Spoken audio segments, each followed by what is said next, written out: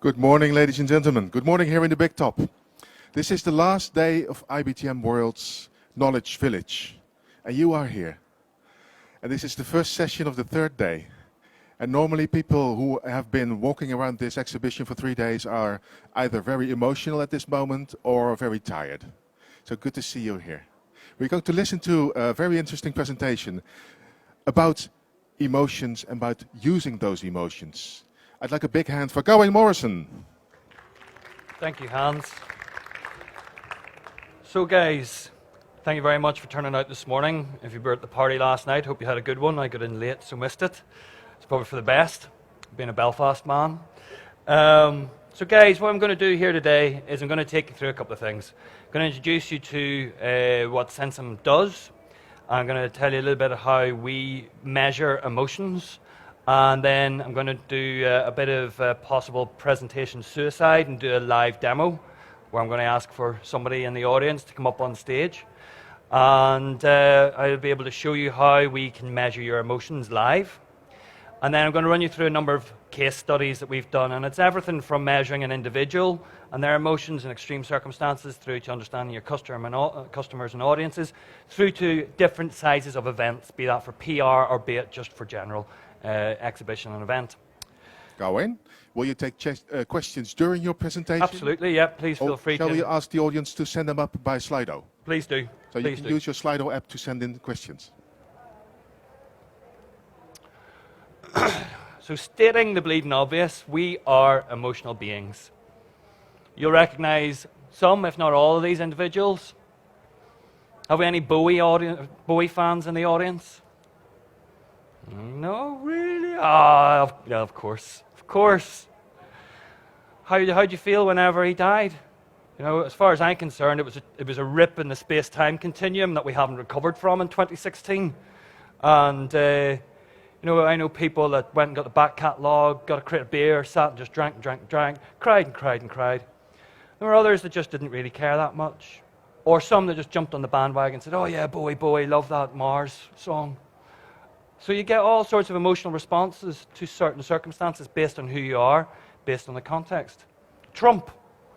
Is he the greatest shake-up in world politics that we've ever seen? Or the most terrifying? Based on who you are, where you come from, what you believe, all of those things will shape how you emotionally feel towards that. So at Sensum, what we do, we are a software platform that measures emotional responses. We bridge the art and the science of emotions.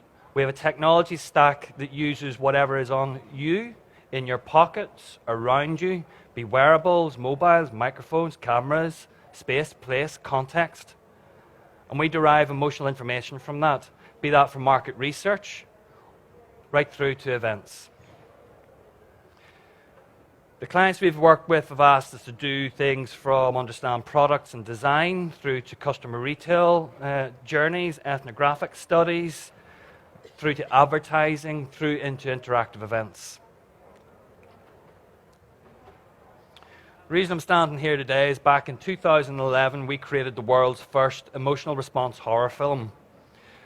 What happened was we wired up the audience with different sensors to measure their skin conductance, just how much you emotionally engage, and your heart rate.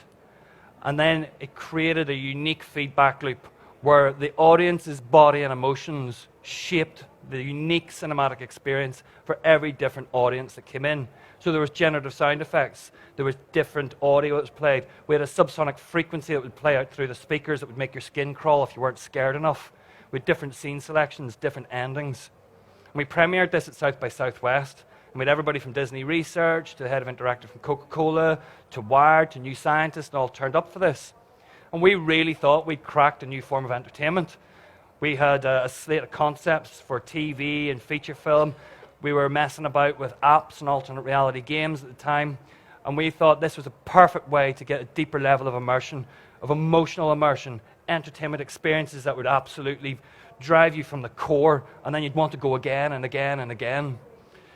And it was just about the same time as Twitter was starting to come out, and studios and broadcasters and distributors were having a really hard time just trying to understand what this thing Twitter was. We may as well have been speaking Klingon for what these guys were going to do. No way are we going to jump on board with this. Don't compute. Can't get it. So we needed a way to survive. So what we did was we built Sensum as a software platform. And we predominantly focused on market research and media and advertising. And since then, we have moved out into customer retail journeys, product and brand studies, and then into interactive experiences, which I'll take you through later. How do you feel? Silence. A smile or two. A little bit of hangover. A little bit of sit down. I've had a tiring 3 days. That's how do you feel. That would be a label. That's a description. That's me asking you how do you feel and you giving me that description back. If you change the emphasis of the words that you say here, how do you feel? Now I'm trying to understand the process of how you feel. They're two of the same thing, but they're both very important to understand because you need to be able to label it, to communicate it, and you need to be able to understand the processes of it to be able to measure it. So what we have is two forms of emotions understanding. One is socio-communicative. I'm doing it to you now. I'm all gesture. I'm walking about the place. I'm keeping you looking at me. I'm going, hello, I'm still here. Look at me, look at me, look at me. And I'm talking to you. You can hear it in my voice. If I was really nervous, I'd be saying, how you doing? I'm a bit scared. You know, and you can tell by my face. As I was meeting and greeting you as you were coming in, I'm smiling. Because I want to say, I want you to be friendly to me because I'm on stage. I'm vulnerable up here. So now I need to do these things to keep you looking at me and for me to bond with you, and then we're going to go on a journey together, and hopefully we'll walk out of here and go, my God, that was class. And I'll be buzzing, and you'll be going, whoa, my head's blowing, this is incredible. But it's socio-communicative. And that is the purpose of it. It's for bonding, it's for survival, it's for mating, it's for fighting. These things are outward expressions that can be measured. You can measure me. You could measure this if you wanted to. You could measure my tone of voice and change it. You could measure my face as I smile, as I don't. Then you've got the inward stuff, the autonomic nervous system, which is very, very closely married to how you survive, obviously, because this is your heart rate, this is your breathing, this is your skin temperature, this is skin conductance. And what you have, these are inward. And if I'm standing up here and I was going, wow, she's amazing looking, that's class, I'd be my heartbeat going and I'd be sweating a bit and I'd not want to be saying anything, but you wouldn't know any different because it's inside. It's private to me. But it's uncontrollable. I can't control that thing. It's just happened. And these things are going on continuously, and this is what wearable technologies allow you to do. Some of them are crap.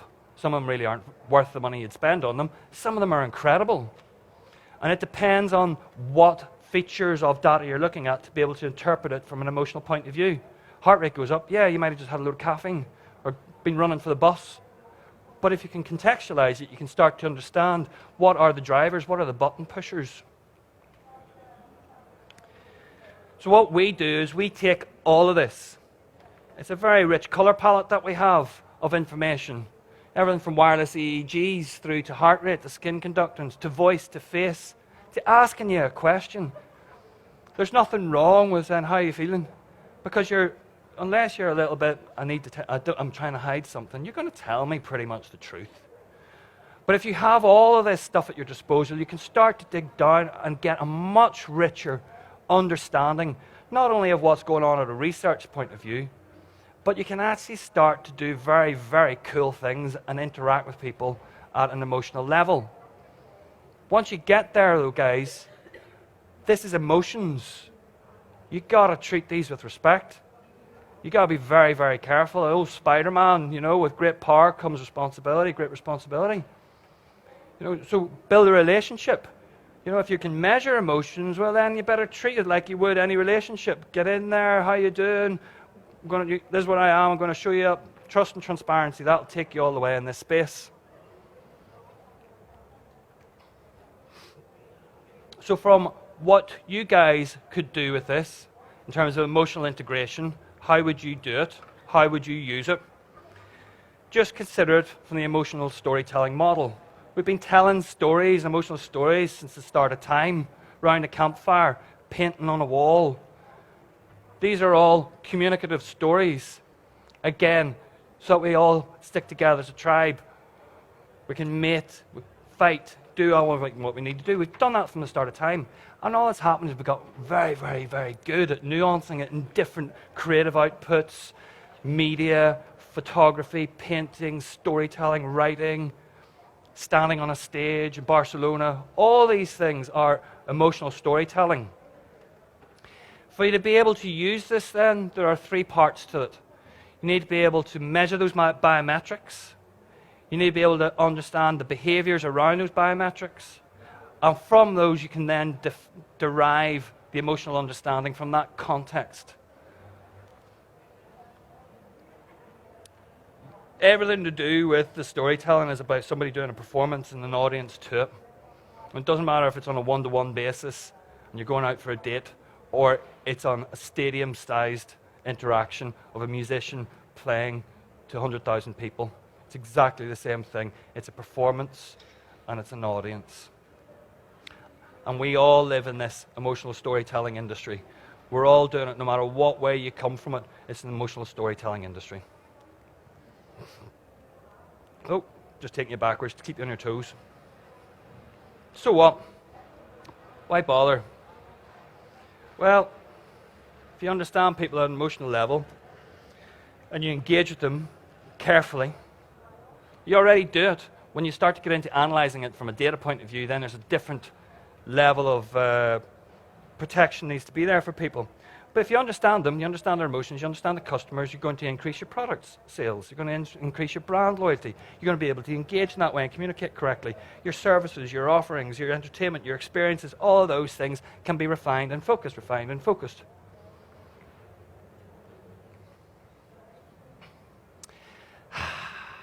Breathe. Okay, it's guinea pig time. Anybody want to volunteer before I actually select somebody? This is my favorite part of the emotional bits. Since you were in first, you're so very, very keen. Come on, you up. Who are you? I'm Thomas from Sweden. Thomas from Sweden. Give Thomas a wee hand, please, folks. Okay. Thomas from Sweden, if you could just take a seat, please. Yep. Now, this is a galvanic skin conductance, electrodermal activity sensor. I'm just going to strap it here. Okay. So what this does is electrocute Thomas. Now what we're doing is we're sending a microvoltage, which you cannot feel, across 2 points. And your skin conductance is separate. You have a part of your sweat response that is heat release, and you've got another part of it that is connected to fight and flight. And actually, the theory goes that it was originally so that as monkeys, we could sweat and hold on to the trees better as we're trying to escape from creatures trying to eat us. And this is a legacy system. But it's an incredibly good proxy for emotional engagement, because as you ebb and flow real time with a stimulus, this changes. So if you have the context of what's going on, then you're able to measure the emotional engagement. So what I'm going to do is, if I can put that there and put this on you. Okay. Comfy? Yeah. You won't be in a minute. Right, so this, I'll just show you guys. On this is, I'm going to ask Thomas to slide this. This is full positive, full negative. Okay, you can touch it, slide it, leave it alone, whatever. But I want you to self-report how you feel towards this as you are watching it. It's only a 30-second clip, okay? So what this will be doing is you're self-reporting, and this is measuring the unconscious emotional engagement to it, okay? So a couple of deep breaths. Just give me a wee minute. I'm going to push the magic button. Okay. Give me a wee minute.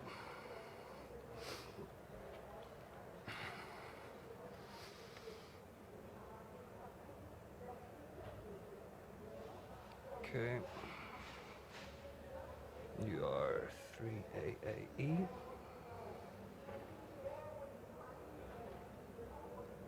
So I can do it anywhere? You can slide it anytime you want, up, down, left, right. But I mean everywhere on the screen? Just up and down the left and right sides of the tablet. And really, this is to be able to get your self-reporting to the content. Let's do this again.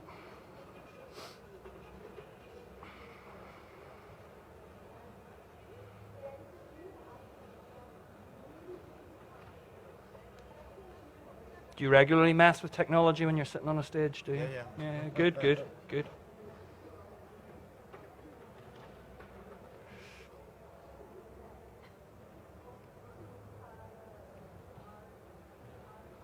Three AAE.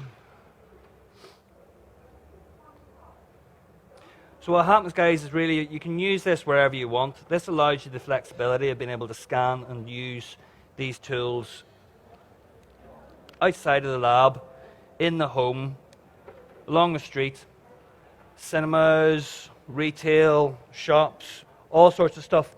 And it doesn't really matter whether you're going for a tailored experience or whether you want to go for something in people's pockets and on their bodies. It really comes down to what is the most suitable thing to research at that time. So sometimes what you can find is that you want people to see sitting in front of a camera, webcam at home, or you want the microphones, or you want to have that one there. The people, things, I mean, how many smartwatches have we in the audience? Fitness bands, is anybody wearing any? One, two. That's fascinating. You know, it does make me wonder, there we go, why people don't engage in them, why people don't want them. Is it because it kind of freaks them out a wee bit, or do you not see the value, do you not see the interest in them? You know, it is incredible when you stick one on for the first time and you see your heart rate change. Or when you're getting on a plane, I love it on a plane, you see your heart rate start to go as the thing's starting to take off, the engine's going, whoa, it's amazing the way it goes. But you can start to see how the stress would work. My man, when you are good, thank you for your patience. A couple of deep breaths and you hit go. Please. So, whilst Thomas is doing that, it's transmitting via Bluetooth to the tablet. Tablet's transferring through the Wi-Fi to the cloud, and we're seeing his live biometric response up on screen. And you can have any number of these at one time. We've used it with focus groups to identify what are key themes that actually appeal to everybody in the room at one time, even though one person might only be talking. And you can see where you maybe have key themes that you would avoid.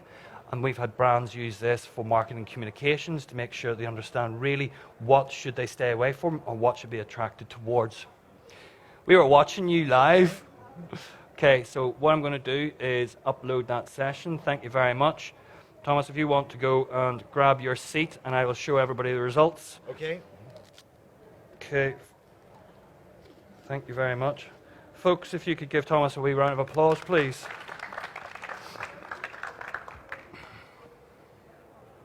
Nice response, by the way. So we'll close this. You can run it as many times as you want. And then when you close the session, this calculates with the algorithms, and then we will see what the results were. Chug it, chug it, chug it, chug it. There we go. End the session. But you can see how, when there's actually the Wi-Fi kicks in, you'll be able to see how you would use this then for media testing and for advertising and for keynote speeches. I mean, there's one we've used with Cisco for keynote speeches. But what I'll do here is show you guys. So the solid line is the skin conductance. Okay, this is the measurement of arousal, the buttons being pushed by this content. The dotted line is how you felt towards this content as you were watching it, Thomas. So we shall just go. So this is a sledgehammer piece of content. We use this for demonstration purposes because it will always push buttons. So what we have here is a little stall in the Wi-Fi.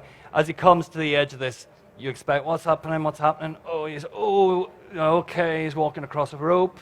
Is he okay? Yeah, he's okay, he's okay, he's okay. I'm fine with that. Oh, Wi-Fi, come on, baby, don't do that to me, Wi-Fi. And he falls, boom. Your heart, fight or flight, goes, oh my God. Body's just gone absolutely maxed up. And then he's okay, he's alive, he's, calm down again. And as you can see with the dotted line, Thomas wasn't altogether comfortable with this as we were going across, and especially at the point where you can see, oh, he's just fallen. You can see down here there's another drop. It's a negative push. It's like, oh, I didn't quite like that. Whilst his body responding, going, oh my God, look at this. Massive stimulus push. Quadrant view is based on a theory called circumplex theory. So if you think now I'm going to plot these two dimensions, the body response is how much you have felt towards this content.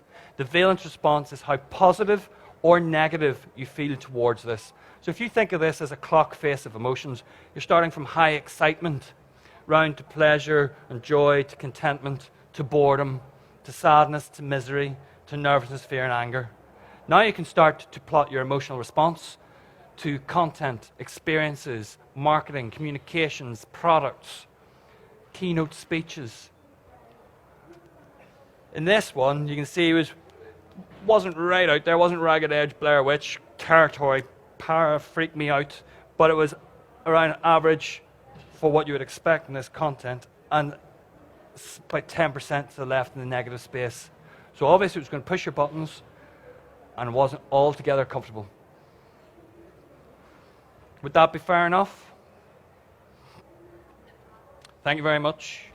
Okie dokie, magic button. We'll do the clicker. So guys, are there any questions at this point? Before I start going into how we've used this for different people. Day 3. You have a question, raise your hand. Over there. Please state who you are. Eric Motar from Barcelona. Good timing, good timing. In a conference, how have you used it? With how many people? You need a few guinea pigs, I guess. You can't put it on everybody. So how does it work exactly? What sample do you take? And yeah, so there are different cell sizes, recommended cell sizes based on the type of data that you're capturing. So for biometrics, we recommend a minimum cell size of 30. For likes of facial coding, implicit response, we like to be up around 100, just from the statistically relevant side of it, because from a social communicative point of view, if people tell you facial coding in webcams is the holy grail spot, it's not. You're sitting in front of a camera that's not a human watching something. The point of us having all of these facial movements is for us to communicate to you that I'm happy with you, or I'm sad with you, or I'm a bit pissed off with you. And when I'm sitting in front of a camera and a computer and I'm consuming, and it's one-way traffic, I'm not needing to express it unless it has pushed my buttons. So things like facial coding, computer-based stuff, you need higher cell sizes to get statistical relevance. For biometrics, you can come down on that, but you want to have at least a minimum cell size of 15 if you want statistical relevance. We've done it with much smaller numbers because it's more of a sort of qualitative, when did those buttons get pushed with an individual in a certain space. But I'll show you a couple of the things that we've done in regards to events from research point of view and into big events themselves. Was your question answered? Okay, any more questions? So for East Coast Rail, this is a part of the British Rail network. Virgin Trains actually bought them recently. What they were really wanting to understand was their customer user journey across a number of different things. So when they were purchasing tickets, when they were phoning the helpline, when they were actually on the train for the journey, and we were measuring this from London to Edinburgh. And so we used our customer experience tool, which is it's a diary app, it's an ethnographic app, for measuring audio, video, pictures, text, emoticons, barcodes, whatever, as well as sensor data, so that it's all geolocated and time-stamped, so you can then start to synchronize this. So what you can see here is actually our dash interface. So on the top left is a list of all the ethnographic comments. On the bottom are the biometrics that we were recording, and then we've got the map for the geolocation, and then we usually have point-of-view glasses so that we can see and hear what the people were doing at that time. So we can start to tell the story and weave around what was going on. This was fascinating to me. So what we're looking at here, guys, is the timeline of all the comments that they chose to make. And what they were doing was most of it was text, to be honest with you. A few photographs. One was of a photograph of the sheep in a field, lovely. And what you're seeing on the top, where the top line is that would be the highest point of agitation. And the bottom line is when they're sort of in a resting state. And this is one individual, so we would aggregate this. But what was fascinating, this is a good example of the qualitative side of this. 17, the comment is, my tea's cold. 18, Wi-Fi's not working. 19, didn't get plate and cutlery with my cake. 20, Wi-Fi's still not working. In and of themselves, these are not great life-changing problems. If I was the brand, I'd be looking at and going, yeah, fair enough. But I wouldn't have really put any merit on it from a brand perception point of view. At the other end, person got off the train, how did you feel? Now, bearing in mind, guys, for most of this, they were perfectly fine. The comments were lovely. They got off the train at the other end, and they were going, that was hateful. I hated that. Wouldn't get in that train again. And I go, what? And when we looked at the data, you had this yellow zone of what was a compounding negative effect. Their arousal, their internal, the stuff you wouldn't see, they were getting more and more agitated. Now, this person really needed just to wind their neck in, to be perfectly honest with you. You know, Wi-Fi not working, watch the scenery. But from a brand perception point of view, in an age where somebody tweets a negative tweet about you, brand managers jumping all over it to make sure that, don't have bad perception about us. This is fascinating because now I can see where the things, very simple things that I should be able to sort, can be sorted, and it will have a massive change on a person's perception, their emotional response. So our recommendations were, just reset the Wi-Fi when you get into the station each time. Make sure, for goodness sake, that the tea's not tepid. And all you have to do is stock up on your plates and your cutlery, napkins, and you'll be happy servicing these people with their food. Very, very simple things, customer-centric things, that then don't end up with that. From an event point of view, we were working with a science gallery in Dublin, and they had asked us to attend, because of what we do anyway, from a scientific point of view, their show on life logging. And it was everything from the art, investigating how we're going to move into this age of trading on our digital selves, and how we can be shareholders of our own data, and right through to their lab space and workshops and everything. And we were involved in all this. And what we wanted to do was not only turn up and do it, but we wanted to actually give a little something back in terms of measuring emotions for the event. So we have a rating system for emojis and emoticons, about 140, which go from love right through to hate. So you can have a real-time point system based on use of emojis and emoticons. And we ran this during the time we were there. And then we were asking survey questions and stuff as well. And what they loved out of this was their target demographics of the 20 to 35-year-olds, largely, obviously, were very positive about the thing. Found the whole thing fascinating, as did I. I thought it was an incredible exhibition and show. And largely, everybody was happy, relaxed, or surprised. A couple of bored. Maybe it wasn't their thing. But from an emotional point of view, they find this very powerful, and then they took this on to be able to present to their board and say, hey, listen, we're doing good things. Let us carry on doing these cool shows that we're doing. For Cisco, they really were, this was a series of pilots. This was investigative to see whether we could do what we had suggested from measuring emotions and focus groups and understand what was going on an audience point of view. Measure the emotional engagement of keynote speakers. So what we did was we were at their Stockholm event in Northern Europe for the Northern European part of Cisco, the Southern European in Venice, and North America in LA. And what we were doing was using these sensors, using emoticons and emojis to be able to measure the responses, not only of a select individuals that were participating and listening and engaging, but also the rest of the audience to understand, just from a metaphorical point of view, an emoji point of view, how are you feeling towards it. So we had this range of emoticons that we used that we were able to then measure and respond, have the audience respond to. And it was across a number of different areas that they wanted to look at. It was for Peter Karlstrom, the Senior VP of Northern Europe. He was looking, they wanted to see how people in the company responded to his business update, the sort of state of the nation piece. And were the things that he was getting across, was he getting across the problems that they'd faced, the challenges that they'd overcome, the inspiration for them all as a company, what we were going to do, the strategy that we were going to go for, was he getting this across, and were people getting enthused? You know, what's the point of him standing up and trying to get everybody G'd up to focus and align with them if it wasn't actually getting the point across? They also had, I've forgotten his name, but he was represented as one of their clients. It was H&M, and he was there to talk about how Cisco had been quite transformative for them to be able to help them and what they were doing online, but also to point out where he felt that there was growth areas. And we were looking at all of these sort of communications points at a presentation point of view to see what really pushed buttons. Then we were looking also at panel discussions, and then we looked at breakout rooms for training sessions and workshops.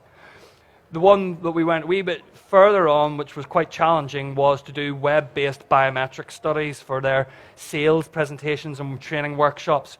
And we had units scattered all over Europe that we had to synchronize simultaneously to a live online WebEx with Cisco, and then measure as they all did their workshop together. And it all worked out. It was a bit hairy at one point, but it all worked out.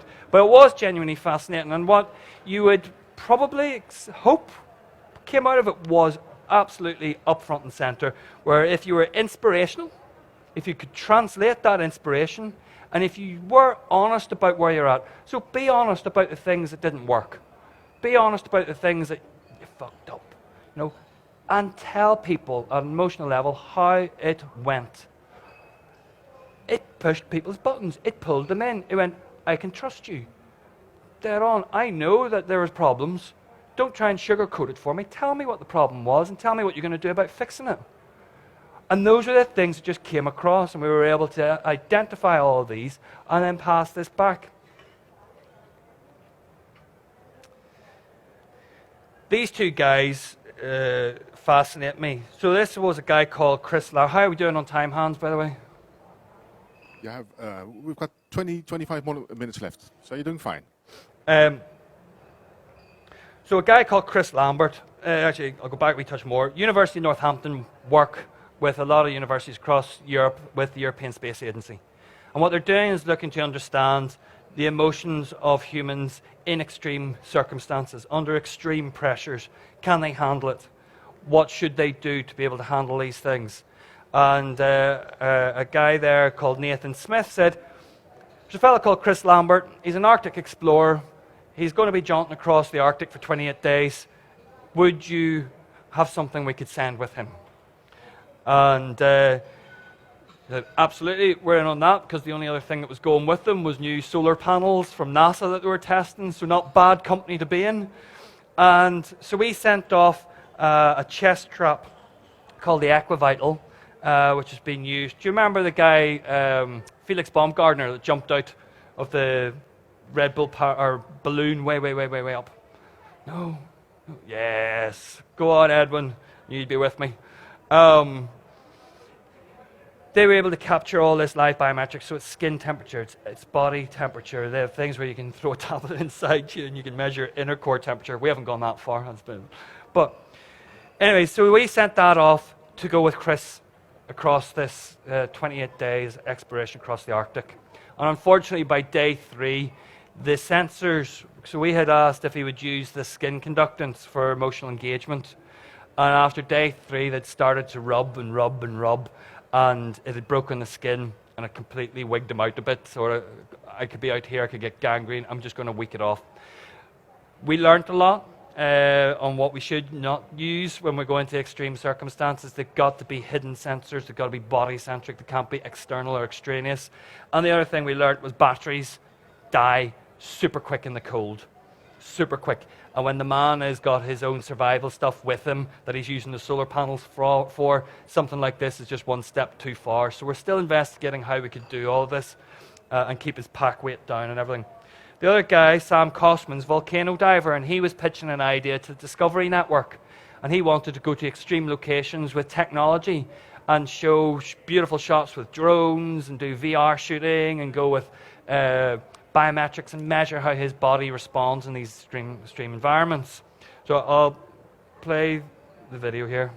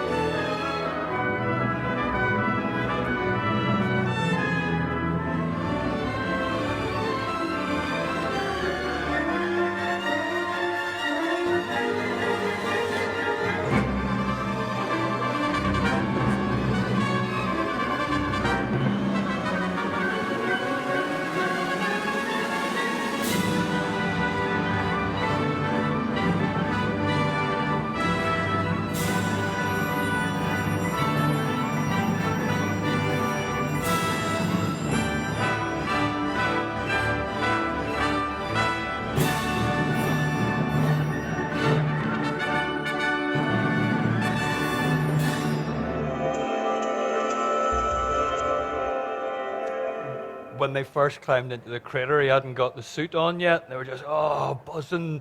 Look where we are. It's amazing.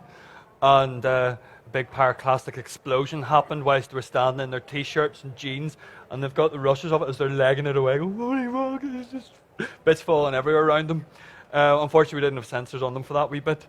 But you can see how you can then start. I mean, obviously, again, this is an extreme circumstance. There are extreme people, extreme locations. The thing that we were worried about in this one was the sheer heat that he would experience. After 2 minutes, he himself, even standing in the protective suit, had to move away from it all and climb out of the suit because he was cooking. It was so hot. So there were challenges for us. Where's the roof of your body sweat, where you can't even see the changes in anything else just because you are soaking. But these are all challenges that we are working on overcoming. From a PR point of view, an events point of view, there are ways that you can start to engage with using wearables to be able to either communicate a message, demonstrate a certain emotional label that you're attached with, or just to do a very cool thing. So we were asked by Jaguar for the launch of the new Jaguar XE to do their biometrics campaign.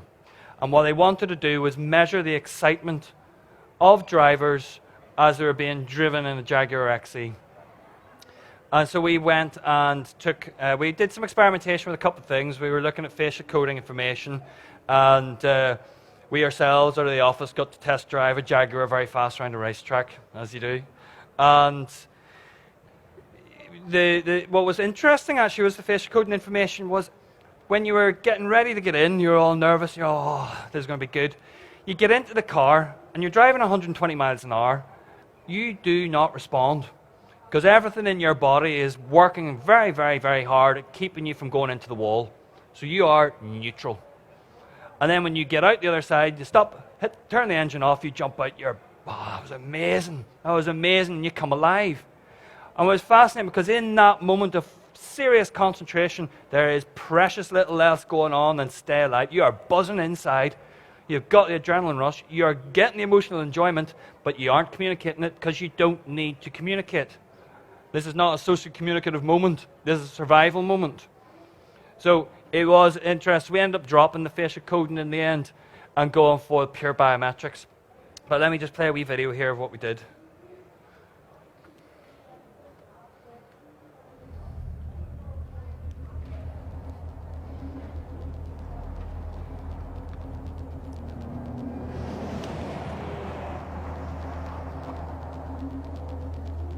Jaguar XE biometrics commencing.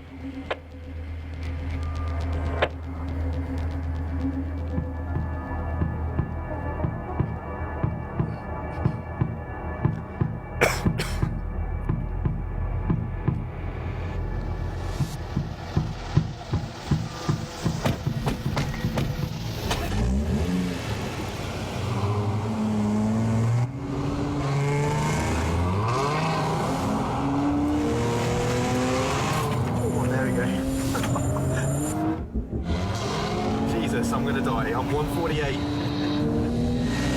G-force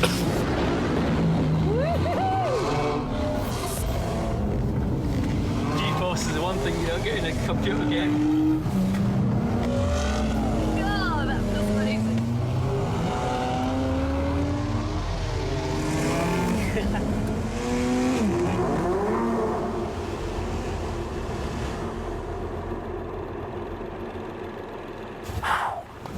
That was fun.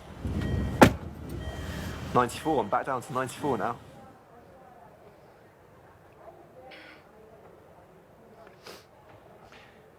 Crank it up a level. So that was with a few folks. And that was a planned day, event on track.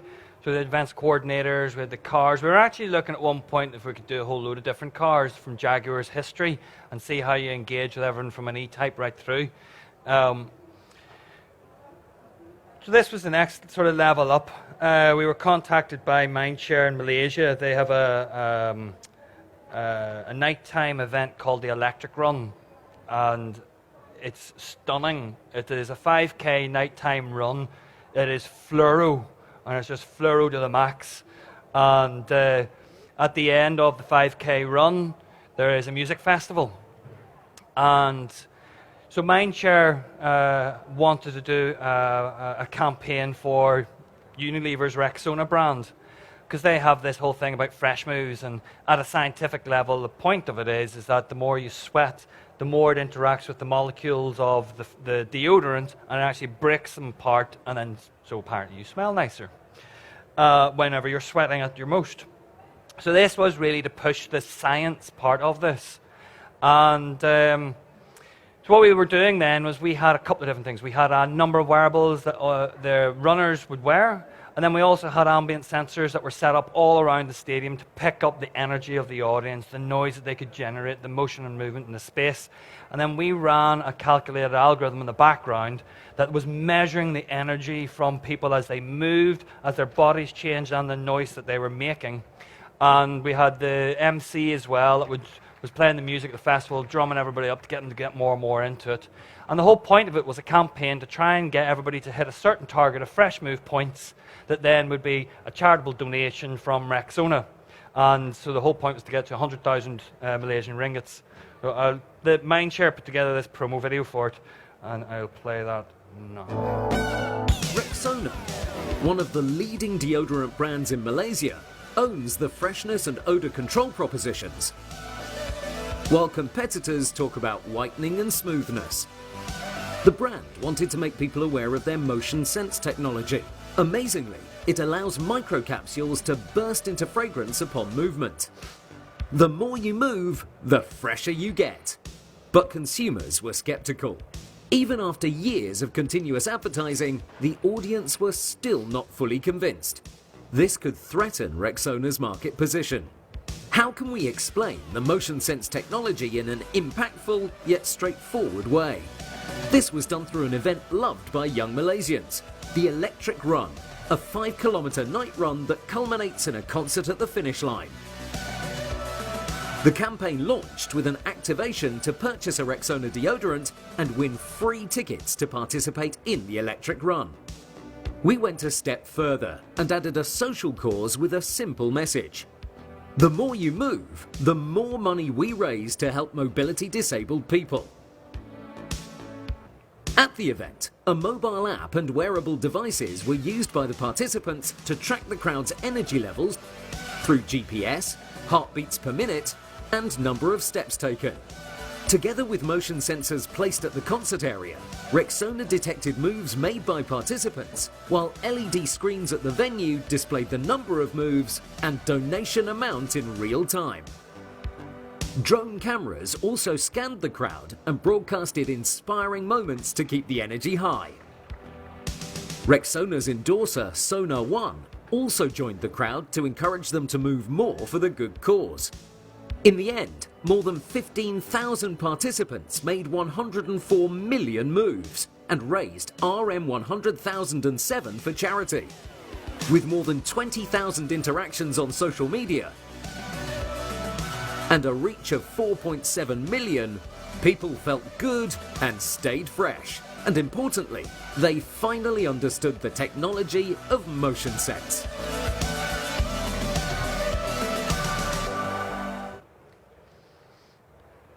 you can see how that one probably has a bit more of a fit. It's an easier one to figure out. It's fitness, it's wearables, it's fitness bands, it's tied in with an app. We were able to do it where you could have it with and without wearables. So if you just had the motion on the phones, we were using that and the microphone. So all this can be used. The technology that are on people and in people's pockets can be used very simply. It just depends on how far along the road you want to go and be creative with it. The final one I'm going to go over here, guys.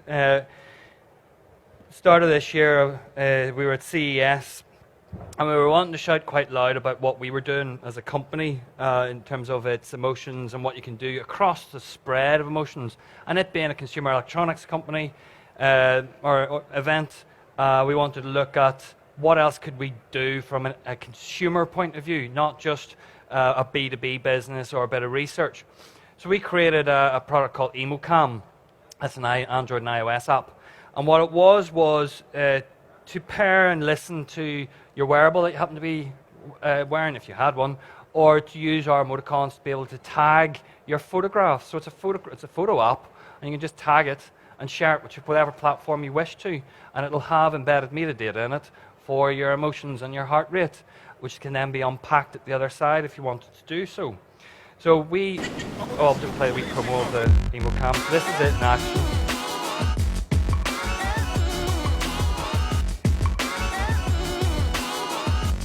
So that's taking the heart rate from the wearable at that moment.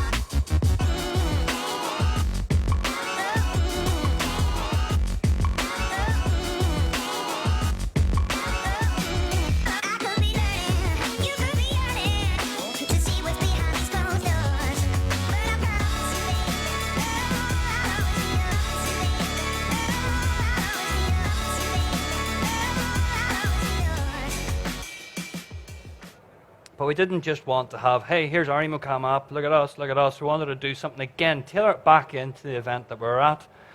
So we built a VR experience. We built a new VR world called the Emotiverse. And what we were doing to demonstrate this, it's not operational, it's just a screenshot from it. But each of these little balls we had floating about in the Emotiverse space were a different color of emotion. And we took anybody that was taking photographs of EmoCam and tagging it and sharing it, we were unpacking those into the Emotiverse, so you could see what the emotions were. And we were taking a live feed on the top right there.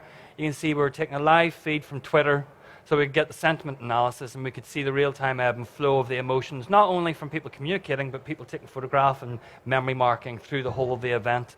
And it was to really just show and demonstrate what you can do with this. It doesn't just have to be a, how you doing a bit of research, here's a report, or it doesn't have to be a, I'm doing a PR campaign, or it doesn't have to be just, I'm going to do some live control. You can push it out into the virtual domain as well. So it is any form of digital data. You can start to play with this and do feedback loops into any platform and output.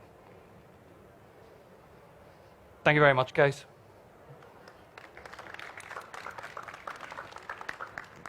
Thank you, Gawain. Are there any questions for Gawain? Here in the back. Please raise your hand if you have a question. I'll come to you. Mark. My question is, does the data differ by age groups? For example, I think millennials, the shock value of seeing the guy fall on the wire is probably nothing, but if you show it to a 70-year-old woman, she might freak out. So does it differ? And then the second part is, does it also differ cross culture? So maybe you show it to a German, they're ice cold about the accident. Show it to an Italian, he might be freaking out over it. So, you know, does it vary by age and does it vary by cultures?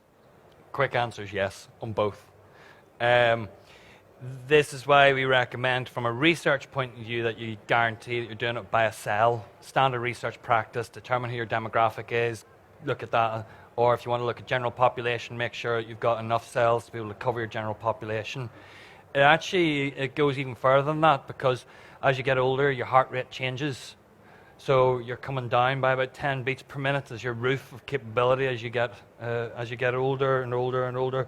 So you're looking for changes in patterns rather than what your number is. And then for skin conductance, the older that you get, the drier your hands are, and so the conductance can start to be more difficult as you get older.